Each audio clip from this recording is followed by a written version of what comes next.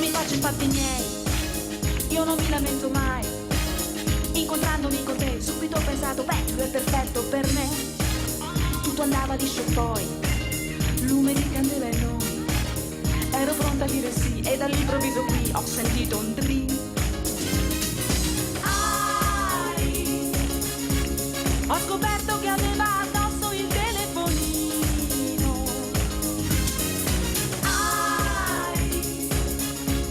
Ma che cosa tremenda, che orrore, che volgarità.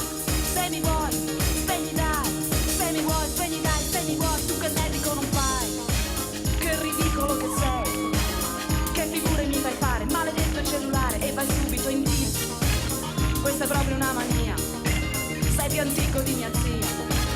Un ricatto ti farò, spegni quell'affare o te lo butterò via. Tu ti credi importante ma invece mi sembri un buffone.